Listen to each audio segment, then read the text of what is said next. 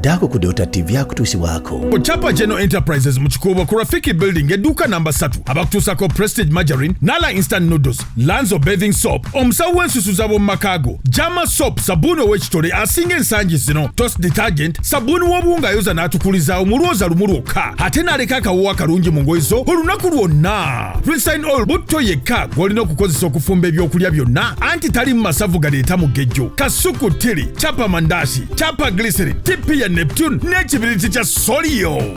Assalamu alaikum wa rahmatullahi wa barakatuh. Alhamdulillah wa salatu wassalamu ala rasulillah sallallahu alayhi wa sallam. Rabbi shrah li sadri wa yassir li amri wa ahlul 'uqdatan min lisani yafqahu qawli. Allahumma salli ala sayidina Muhammad wa ala ali sayidina Muhammad kama sallaita ala sayidina Ibrahim wa ala ali sayidina Ibrahim innaka Hamidum Majid. اللهم بارك على سيدنا محمد وعلى آل سيدنا محمد كما باركت على سيدنا إبراهيم وعلى آل سيدنا إبراهيم في العالمين إنك حميد مجيد.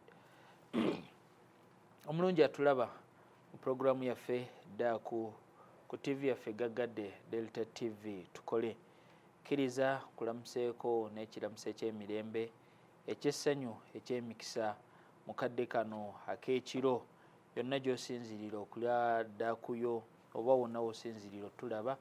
Assalamu alaikum wa rahmatullahi wa barakatuh. Wa alaikum assalam wa rahmatullahi wa barakatuh. Katonda tumwebaza eyatuyingiza mwezi gwa Ramadan, tumwebaza okuba nti atusobozesezza okusiiba ennaku zaffe ezikulembedde. Leero tuli mu kiro kyaffe ekyokuna mu Daaku waffe owokuna mu mwezi gwaffe ogwa Ramadan.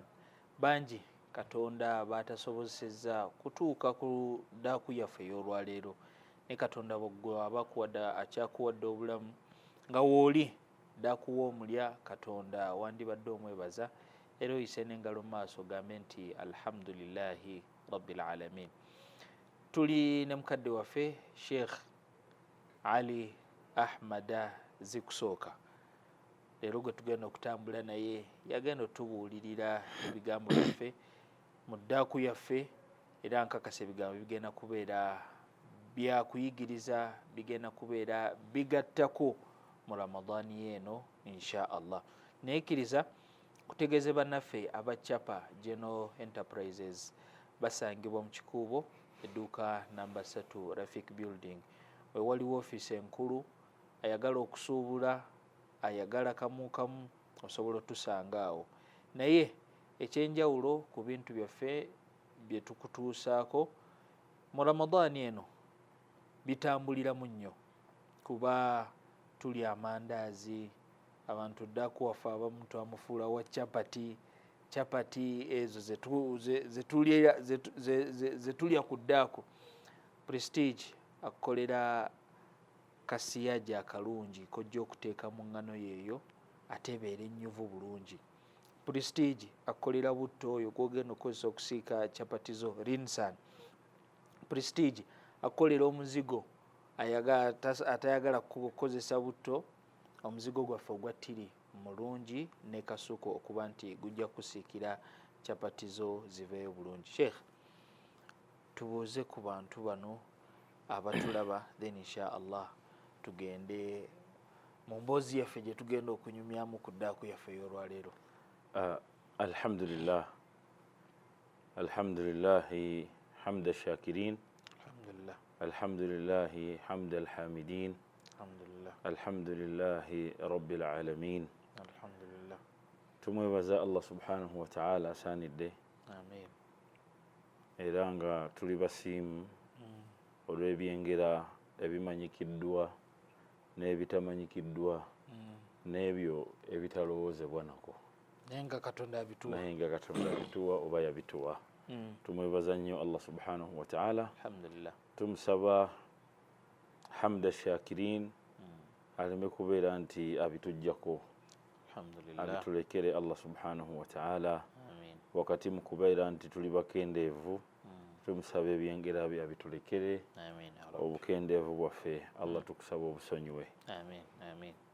omulabi wa Delta TV mu kiro kino eky'omukisa saba Allah ow'ekitiibwa atwogeze ebigambo eby'omukisa ebigenda okulongoosa wakati w'emitima gyaffe ne Katonda waffe abeerenga bw'abanga akutunuulidde ggwe ng'obitadde mu nkola ng'akutunuulira musanyufu ate buli lwanaaba omusanyufu obulamu bujja kweyagala. Alhamdulillah. Daaku y'olwaleero ngiise emboozi lwembeeremu oba endala kuba nti n'abatulaba bw'aba Daaku agiridde na famire ye bali mu kulya Daaku bwe banyumyamu oba yenna ayina wawangaalira ng'ayina banne bawangaala nabo balya Daaku yaabwe nga bwe banyumya. Ekyo nno kiina kyenjagala tugatte ku balungi bano abatulaba mu Daaku yaffe ey'olwaleero nti Ramadaan eno erimu okusembeza, erimu obumu, erimu okutambulira awamu, erimu okuba nti bwe tuba nga tusobodde okugatta Daaku tuliiridde wamu, tusiibulukidde wamu akawungeezi, ndaba nti ate kyandibadde kya buvunaanyizibwa okuba nti n'eŋŋanda zaffe n'abantu baffe tugattagana mu bintu eby'enjawulo. Ababadde batuli ewala tubasembeze, bwe tubadde tulina nabo nkolagana enkolagana eddewo. Ndaba nga yeyandibadde emboozi yaffe ey'olwaleero insha Allah. Alhamdulillah. Alhamdulillah. Wassalatu wassalamu ala rasulillah sallallahu alayhi wa sallam. Sebo naliko wano ne Sheikh Bazanya Nengo nga nkyazizza. Sebo naawe ntwala omukisa guno okwebaza okuba nti ekisibo bwe kiba kiyingidde abamu ku boyagaliza empeera zino nange mwendi nsaba Allah akusiime akuteeke mu byenyi by'abantu ng'omasamasa okuteeke ku nnimi z'amalayika nga zikusabira kusonyiyibwa na bugagga na kubeera mulamu olw'ebyo by'otwagaliza nga birungi. Saba Allah n'ebyo abiwa abatulaba. Allahumma amin. Naawe abitusabidde Allah naawe akubisizeemu. Amin ya Rabbi. Ekirungi ky'edduwa titoba mukodo. Ate buli lw'otaba mukodo Allah akuwa. Kituufu. Atulaba tokodowaliranga okusabira munno kubanga buli lw'osaba oba weesabidde ate abakusabira be basinga obulungi. Kituufu.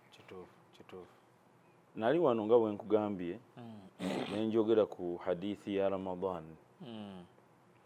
naye nagyogerako mu mbeera ya Amina emu naye ekigambo ky'oyogedde kintwala ku Amina ndowooza ey'eddaala eriddako nabbi lye yalinnya n'agamba nti amin. Bwe baamubuuza nti ate Amina endala ebadde etegeeza ki n'agamba nti Jibuliiru asabye edduwa ng'erimu abazadde Allahu akbar nti bw'obeera nabo ne batafuuka nsonga ya kuyingira kujjana ne batafuuka nsonga ya kuba nti Katonda abeera musiimu gy'oli naawe obulamu bwo bugenda kubeera bwakanyigwa ebbanga lyo lyonna ogenda kubeera mu bafaafaaganiddwa. Hadithi eyo olw'okuba nti eri mu bakadde ate ng'osazeewo twogere ku kigambo Luganda. Oluganda terubeerawo nga tewali bazadde. Kituufu. Oluganda terubeerawo nga tewali bazadde. Abazadde be bakuzaala, abazadde be bazaala muganda wo, abazadde be bazaala taatawo, abazadde be bazaala ssengaawo, be bazaala kojja, z'empagi ezikola Oluganda. Naye Oluganda lulina empagi esinga okuba enkulu mu mbeera y'okuyungibwa, si mu mbeera y'okuteekebwawo. Empagi enkulu mu kuteekawo Oluganda ye Allah. Yalutugamba yaluteekawo. Empagi enkulu mu kusaawo Oluganda ye Allah. n'akwata Oluganda n'alwegeka mu migongo gy'abaami n'abagamba nti kati baami mmwe munoonye abanaatambuliramu Oluganda lwammwe, munoonye endiyo zammwe munaazitereka. Tegereka bulungi. Allah yateekawo Oluganda. Oluganda luno n'alwazika abasajja ng'omusajja ono Oluganda Katonda lwamwazise agenda kukozesa okwo okwazika Katonda kwamuwadde akole ki? Aluse mu nkola. Aluse mu nkola lutambule lugaziwe. Lutambule lugaziwe. Okugaziwa kwalwo choice yiyo ng'omusajja. Choice yiyo ng'omusajja. Omusajja awulirizeewo nnyo. Choice yiyo ddala ng'omusajja. Bw'osalawo okulugaziya obulungi era lugaziwa bulungi. Bw'osalawo obubi era lujja kumaliriza luli muki? Lutambudde bubi. Naye Jibrilu hadisi Amina gye yayogera Sheikh Samaha tukkiriziganye nti yagamba nti man adrakahu abawayhi oba man adraka abawayhi falam yudkhilahu aljanna oba inda alkibar nakyo kwekiri. Waliwo ne riwaya ekiina ng'egamba inda alkibar. Mukaddewo ng'akuze we bakakasiza nti omwana ono mutegeevu asobola okuba nti n'Oluganda ajja kulutambuza bulungi. Ajja kulutambuza bulungi. Naye olw'okuba nti Katonda yatusalirawo ffe tunoonye butya bwe tuteeka ensigo zaffe ezivaamu Oluganda era still n'atugamba alayhi salatu wassalam, wadde nga hadithi abantu balowooza nti erimu ebigambo naye nga ebigambo byeyogera byebyo antakhayyalu lilutufikum.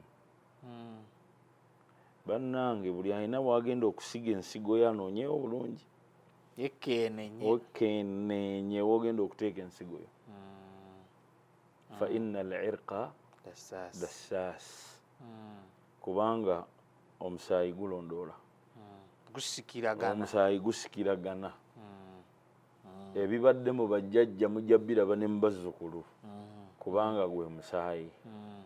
Ebyo nno byandeetera okudda mu Qur'ani omwo ne ndaba Allah byayogera, kubanga bwe yali ayogera ku balungi n'abannanfuusi yagamba nti almunafiquuna ba'duhum min ba'd. Abannanfuusi beevaamu. Oli abeera munnanfuusi n'avaamu munnanfuusi, n'azaala omwana mu baana bazaddemu era mujja kubaamu munnanfuusi.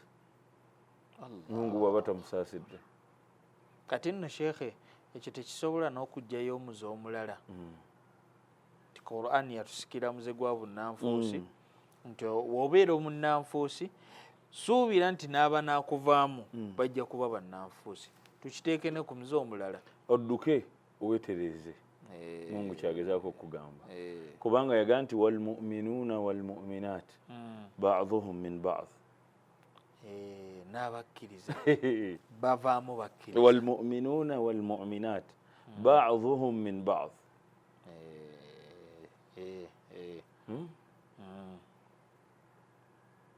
Nabo beevaamu.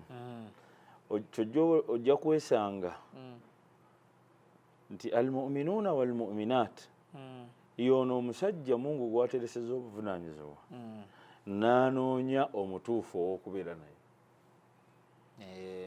Bukkiriza buno busobola okulandaala ne bw'aba afudde nga taliiwo ye ng'omusajja ono gwe yalonze nga ye maama ajja kuteeka mu nkola abaana be batambulire mu mbeera ye. So ba'duhum min ba'd. Abasinga okubeera ab'omugaso mu nsi bakoleddwa abakyala. Hadithi egamba nti noonya woosiga ensigo yo kubanga omukyala gw'olina yagenda okukola mpaji nnene yagenda okufuula kikyoli. Maama Sino yafuula kitaffe Seeka Abdallah kyali ng'agamba omwana we nti munaye mwana wange ekyo si kituufu, tambula bwoti.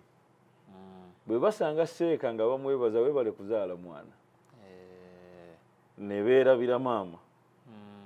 Mu budde obwo abalungi ababa bakyanguyiza bagamba nti bakadde bo Katonda abasaasire n'abagatta. Naye njagala tuddeyo mu nsonga y'Oluganda tutunuulire ekigambo ekikulu ennyo, hadithi ne aya. Nabitunuulira ne mpuliranga omutima gwange gutebenkedde n'okutegeera kuno wammanga. Abakyala olw'okuba nti Allah yabatonda nga bateekeddwa kuba balungi, yagamba nti khalaqtu rahim, bannaye ntonze ebintu mu nsi muno, ntonze eggulu, ntonze Adamu nga tewali kiriwo, ntonze amayanja, ntonze ennyanja, amayanja, ensozi, ntonze. Naye yagamba nti bwe yali anyuma yagamba Muhammad nti khalaqtu rahim, naye mbyentonze mu bye natonda natonda n'abaana. Ate Sheekha naffe mu njogera yaffe mwekiri omuntu osobola okubeera n'ebintu by'okola. Bw'oba omusomesa, nsomesezza abayizi naye nasomesa omwana oyo. Naye bw'aba mukozi nti nkoze ebintu bingi naye nakola kino. Kati ne Katonda tunnyonnyodde yatonda bingi naye yatonda yonna baana. Yaga nti khalaqtu rahim, yagiwa obudde, natonda n'abaana. Naye we namala ogitonda nenoonya linnya ki lyembanjiwa, nentunula mu mannya gange, nentunula mu bitendo byange, naga nti nagenda okulaba nga ekisaanidde n'abaana eyo erinnya erigisaanye lyeryo lya rahim. Kyavaga nti washakaktu laha isma min ismi, nga Allah tannagiwa linnya, alaba linnya ki lyabagiwa, ndiwe linnya ki. Buli mukyala atulaba olwaleero naddala mu puroguramu yaffe eno yaddako weetunuulire, bw'oba wazaala dda tunuulira abaana abo oddemu okuba akafaananyi nga bakyali munda. Buli omu ku bo nga tonnabazaala, buli omu ku bo kuba akafaananyi ng'akyaliwa, ng'akyali munda. Olabe Mungu byayogera ku nabaana gy'olina eyo eyavaamu abo b'otunuulira olwaleero. Nabaana eyavaamu Sino eba yanjawulo nnyo ku nabaana eyavaamu omulala atakufaanana. Ate era ndowooza olinga ng'atumye omukyala addeyo alowooza akaseera ako oyabeerera embuto z'abaana be. Era otunuulire abaana bo batambula batya ku makubo, olabe n'abaabalala batambula batya mu makubo. Otunuulire abaana bakuyisa batya ewaka, otunuleko n'ewaabalala babayisa batya. Natonda n'abaana.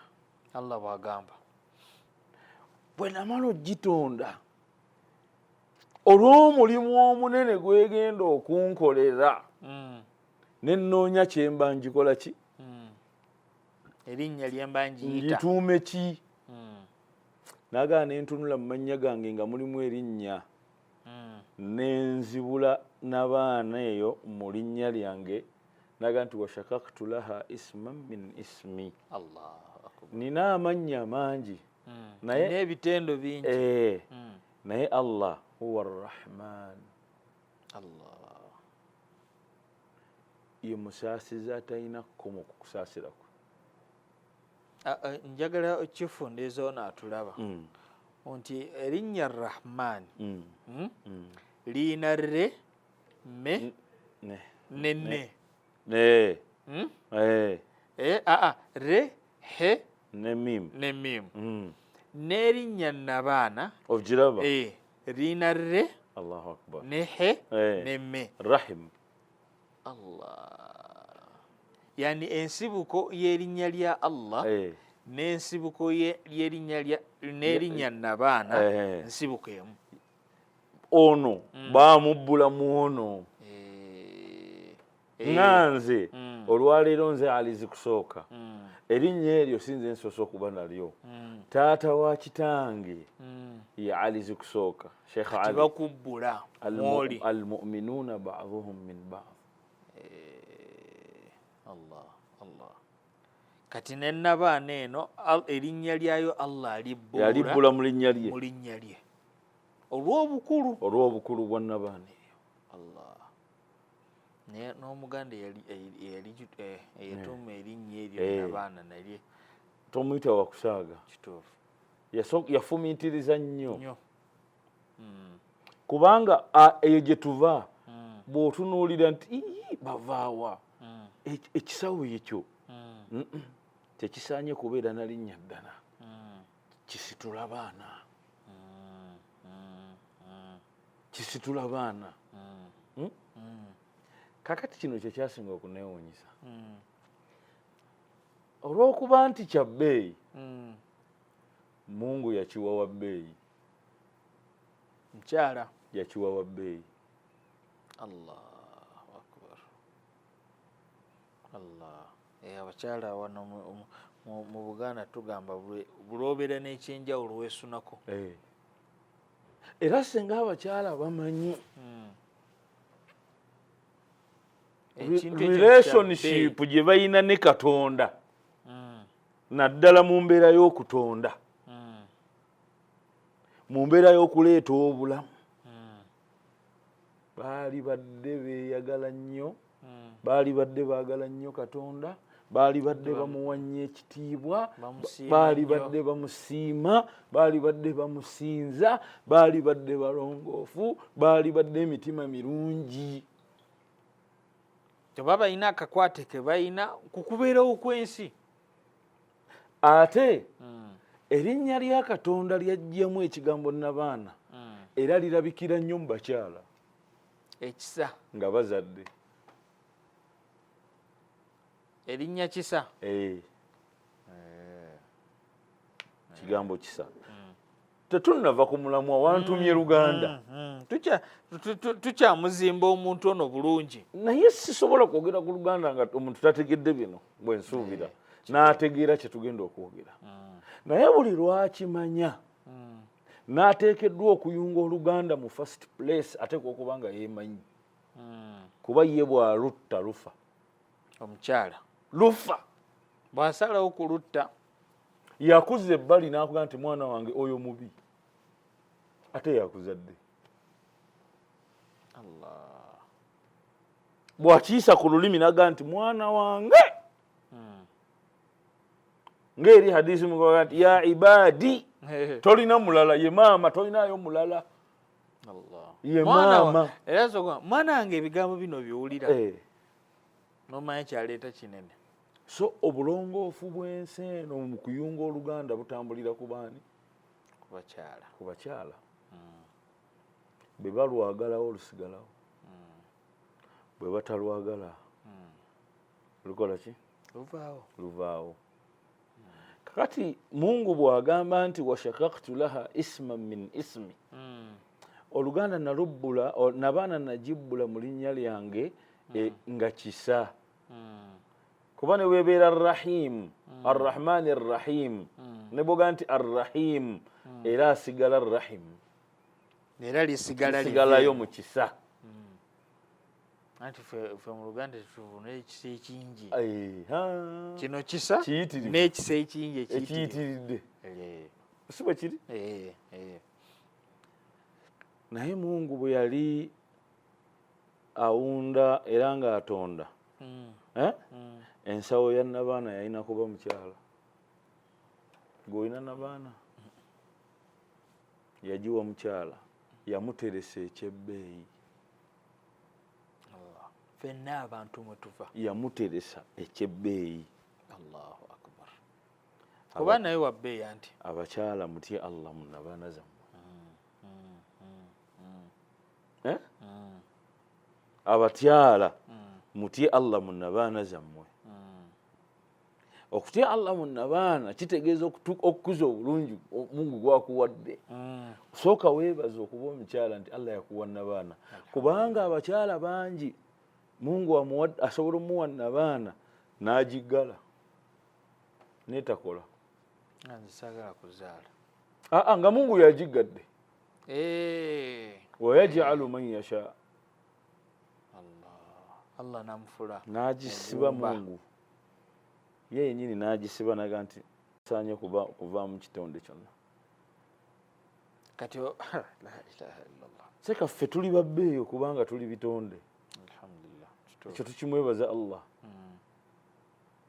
omuntu yenna ali ku nsi wabbeeyi okuba nti Katonda yasalawo mu kigambo kye nti nja kutonda nga naawe mwoli Allah natulowoozaako omuntu aleme kutunuulira mbeera ye gy'alimu yonna nti Katonda mbe yalowoozaako okubeerawo ku nsi yatulowoozaako Allah alhamdulillah ate omuntu amugamba nti weebaze naga neebaza ki nga Syria Allah amazaani neebaza ki nga sina ddaako n'omala omubala ebyengera byalina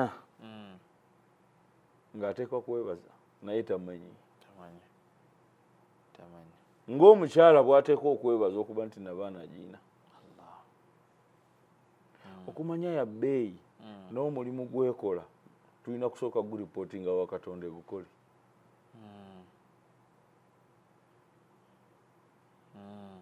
olina sooka kuwasa yo ekola omulimu gwayo waliwo process okitegeera sheekh process mwetuyita eteeka okuba nga weeri ekola omulimu gwayo nga mulongoofu nga mulungi guleme kubeera ku almunafiquuna ba'duhum min ba'd bireme kuba bya kinnanfuusi si bya kinnanfuusi bibeere almu'minuuna ba'duhum min ba'd kakati maama ati Allah mu nabaana tekikwetaagisa kubaawo baana b'okuba abalongoofu kasita obeera nga nabaana gye wakozesa ntuufu nga wabateekateeka kasita obeera nga nabaana gye wakozesa ntuufu yayita mu mikono nga nayo ntuufu nannyiniyo mulungi amanyi nti Katonda ye yamukola kuba olaba sheekhe tekiri wala nnyo oyinza okuba wazaala dda nga tomanyi n'ozaala n'abaana n'obayisa bubi naye olw'okuba nti nabaana mwe baava weeri era ne gwe baavaamu waali ne bwe baba nga balina emyaka 40 nga bakuze naye nga maama waabwe waali basobola okutereera era asobola obbazza n'abaga nti baana bange kino si kituufu oba baana bange wano twasobya mutereere oba baana bange kino ne kino ne kino mbasaba mutambuli bulungi ate mu mbeera eno nti kati ngeri gye tuli mu Ramadaani fe abasiraamu tubeera mu families taata ayina bamaama n'abaana bava mu bamaama banjawulo kati mu mbeera eyo ekyo kyogambye nti omukyala asobola okuddirira ng'akuliridde ng'abadde ayina abaana b'omusajja bataddeko embeera ne n'agamba nfaaki kwe kuyuza abaana be n'agamba ebigambo bye nabagamba si bituufu oba mubiveeko bali baganda bammwe era njagala okubalaba nga mukwatagana kati awo nabaana ebeekoledde ddala kituufu kakati ekyewuunyisa tuli mu Ramadhaani muno naye nga buli omu alina byasaba Katonda sahih era nga awulira ayagala oba abirabeko kuba buli asaba awulira aba ayagala alabeko naye kiri eri Mungu okusalawo akulage oba obutakulaga naye edduwa erabika era Allah agiddamu either nga akikuwadde n'okirabako oba akissa mu musaayi gwo gwasabye batya naye kati tusaba ne tusaba naye nga eŋŋanda nkutule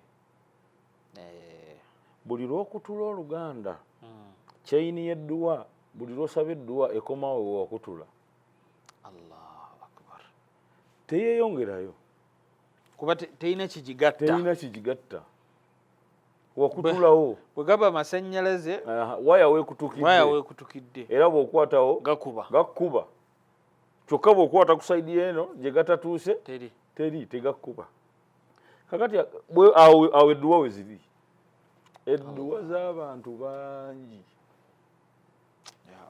zikomye ku baganda baabwe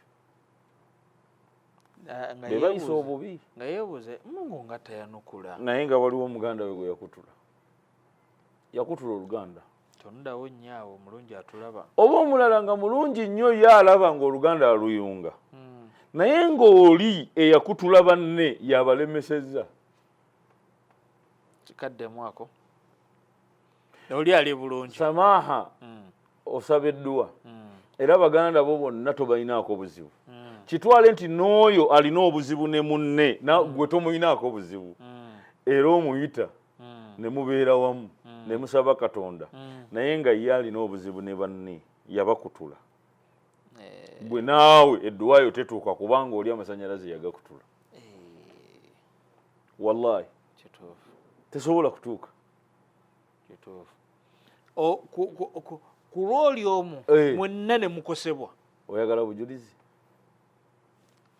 butuwe audhu billahi minash shaitani rrajim bismillahi rrahmani rrahim ate Mungu tabuulira basiraamu abuulira abantu bonna ku nsonga y'oluganda ya ayuha nnaasu ttaquu rabbakum alladhi khalaqakum min nafsin wahida وخلق منها زوجها وبث منهما رجالا كثيرا ونساء واتقوا الله الذي تساءلون به والأرحام mutye Katonda mutegeere butya bwe musaba Katonda wal arham n'eŋŋanda n'abaana omuntu asobola okubuuza ng'ekibuuzo ky'obuuziza n'ogamba ate sheekhe omusajja alina abakyala bangi ate nabaana oyogera bonna baana ba musajja ate zino nabaana zanjawulo okay omusajja ye muti oguliko amatabi gonna gajjawa gajja ku muti guno era ffe n'omusanga ku ttabi lino naye nga siteemu y'emu n'omulala n'omusanga ku ttabi eddala n'omulala n'omusanga ng'ali waggulu omulala ng'ali wansi omusajja ye muti abakyala matabi amatunda agali ku matabi be baana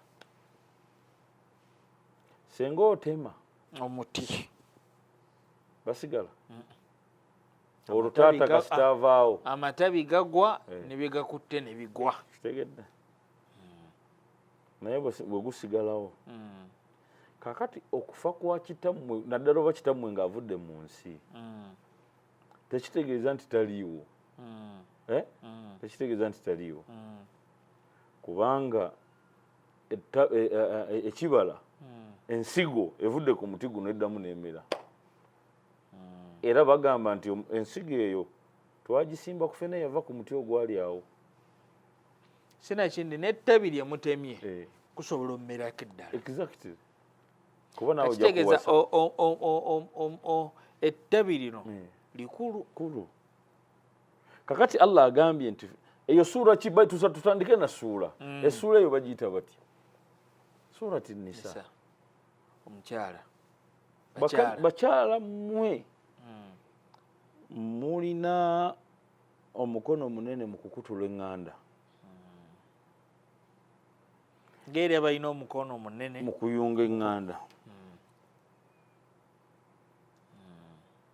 Taata na baana gye wanoonya esobola okuyunga oluganda kakibeki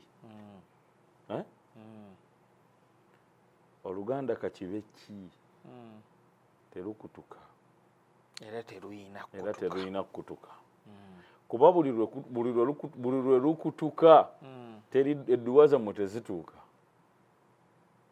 fattaqullaha alladhi tasaaluna bihi wal arham inna allaha kana alaykum raqiba.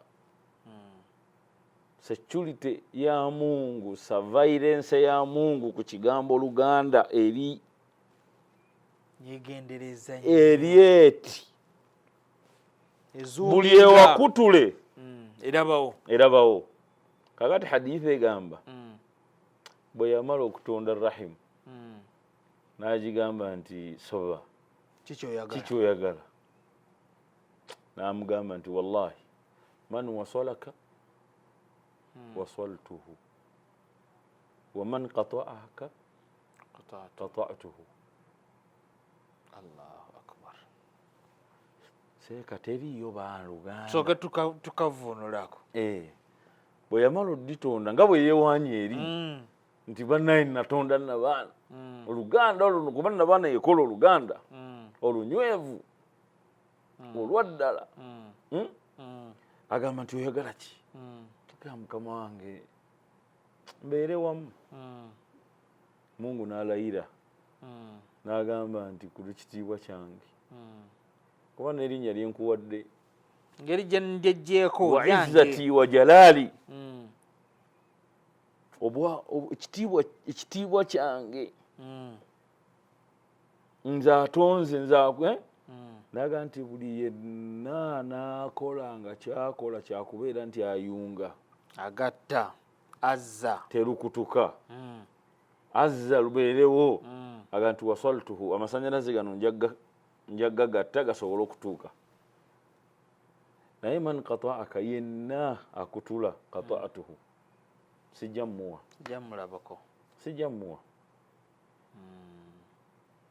sijja mmuwa. Sheekhe teri baluganda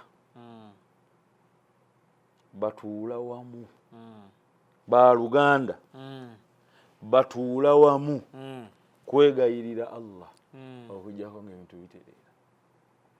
Ffe kyewaffe tukirinako experience gye saagala kunyumya kompewo. Bagambye nti kituufu bagambye nti kituufu era essimu kasita zijja nti abange ku masjidi Abiba bagambye nti kyenjogera kituufu. Temugattako kirala kyonna manya kye babayitidde kinene ate kigenda kuggwa. Era y'ensonga lwaki kigambo bakasambe buli omu akimanyi. Allahu akbar. Y'ensonga lwaki ekigambo ekyo bakasambe buli omu akola akimanyi. Ebiri munda bya munda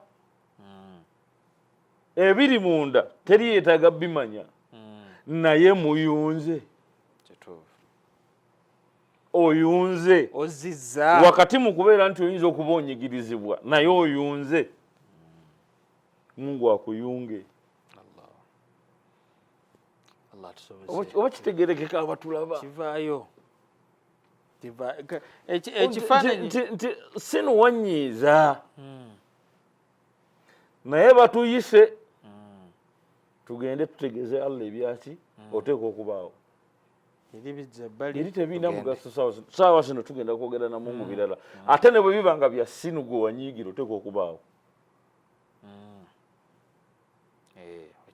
oteekwa okubaawo kubanga maama akuyise kubanga taata akoze eki ate ng'ensonga y'oli gw'olowooza nti toyagala bw'otajja weeremesezza olemesezza ne banno weefiiriza ogenda kufiiriza ofiiriza ne banno so nga buli lw'ofiiriza abangi tomanya ababaani alitambula nabo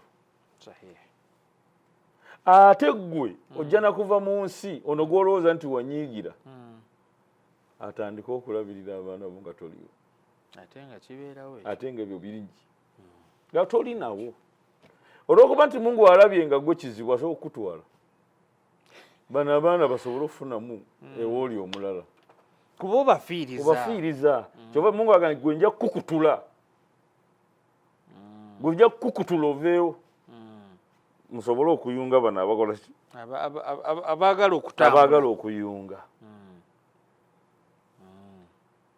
alladhi tasaaluna bihi wal arham mwagala nziremu edduwa zammwe esaala zammwe ze musaba bannange mutuleko wamu ng'abooluganda amasannyalaze g'abooluganda mazibu nnyo mazibu nnyo baana be ye kennyini be yeezaalira n'abaawula aba muzibu nnyo ate we si buzibu mubi Allah mu baana be sindi kati baana ba musajja wabula mbaana be ababe abafulumye munna baana ye n'agamba oyo nno yaŋŋambye nti oli kino ono nno nayogeddeko ne muganda naye bye yakuŋŋambyeko maama ye kennyini n'abeera senta y'okukola ki y'okwawula naye nga babe bennyini maama oyo aba mubi kati anti kyeva baba bakugamba kirungi daako ono atukoze bulungi nti abantu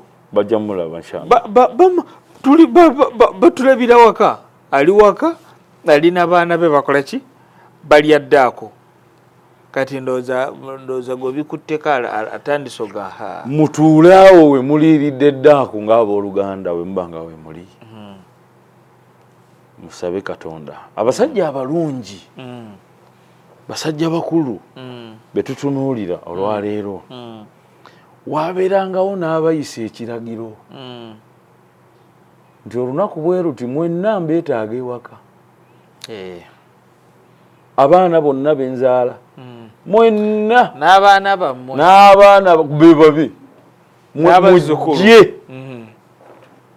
temumanyi muzeeyi ayagala ki naye nga wallahi kyayagala kyekisinga obulungi gye muli kiraba nga wayise emyaka 10 Allahu akbar abayise kubanga Allah yanukula mu myaka 10 nga omuzzukulu ono gwe waleeta ng'oluusi alina ku mabeere ayonka nga yagenda okubeera ettaala ya famire naye nga dduwa ya muzeeyi eyo gy'abayitidde Mungu gy'atunuulidde n'atunula mu bali awo bonna Allah jalla jalaaluhu n'aga nti oyo kati muteekwa okugumiikiriza ono akule Mungu amusitule abasitule bwe mumukwatibwa ensaalwa nga Mungu abakutula mwefiiriza nga mwefiiriza Allahu akbar kana nga kintu kyanjawulo nnyo oluganda okumanya lwagenda wala sheekh yadde eddakiika zinzigwako Mungu mu bye yalayira yalayira oluganda naga nti wawalidi mu mbeera zonna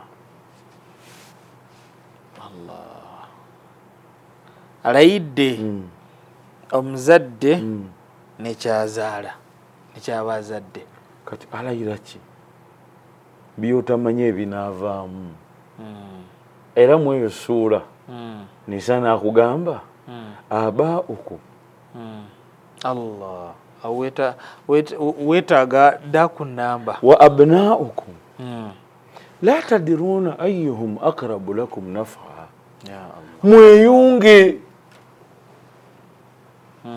muyungewo kubanga tomanyi ani agenda kuyamba gwe oba agenda kuyambira omwana oba agenda okuyamba mu mbeera eno oba agenda okusitula famire kati abaukum Mungu yatandika n'abazadde ekigambo abaukum kisobola okweyawulira omuzadde omwami olw'okuba nti yalina obuvunaanyizibwa okunoonya waateeka ensigo ye kati tosobola kubeerawo ba abuna nga tewali ba ummahati tasobola kuba bataata tebasobola kubeerawo baana nga tewali maama ne taata ku mulembe gwaffe kati Allah kyabaga nti abaukum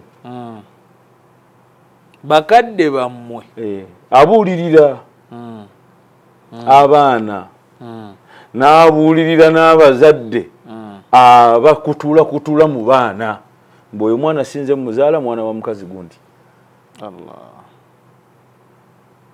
naye nga ono kitaawe yakuwasa n'awasa n'omulala asigalayo ekitaawe era bo bwe baba batambula bati bayungira mwani mu kitaabu ono kati Mungu kyagava agamba wano nti abaukum najjayo abataata abalina obuvunaanyizibwa mu kunoonya bamaama n'agamba naye muteekwa okuba abagumiikiriza wa abnaukum nammwe baana mmwe mubeere beegendereza mu biba bibagambiddwa kubanga okutambula obulungi n'okwekulaakulanya buli omu yeetaaga amukwatirako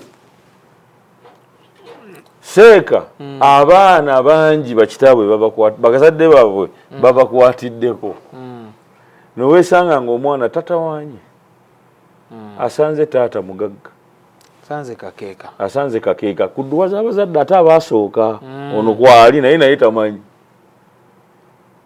kakati n'abaana waliwo abazadde abayise mu bugubi Mungu n'asitula baana baabwe obulungi bw'abaana ne bubabuna la tadiruuna ayyuhum oba bamaama oba bataata oba baana aqrabu lakum nafa muyunge mubeere mu mbeere eyawamu mutambule mufune ebirungi nga muli awo buli we munaaba temweyunze bizibu nafu wenaava ng'ate temumanyiiwo oba eva eno oba eno bw'okutula ogifuna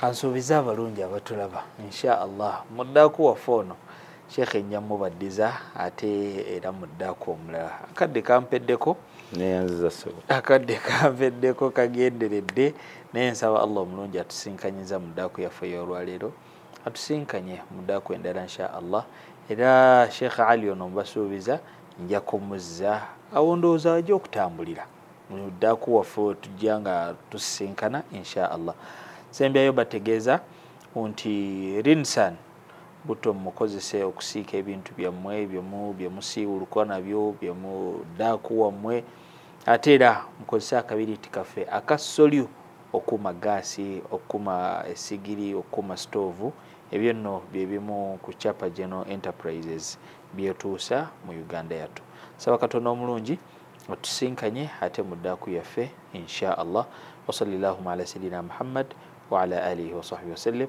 wassalamu alaikum wa rahmatullahi wa barakatuh. Alaikum assalam wa rahmatullahi wa barakatuh.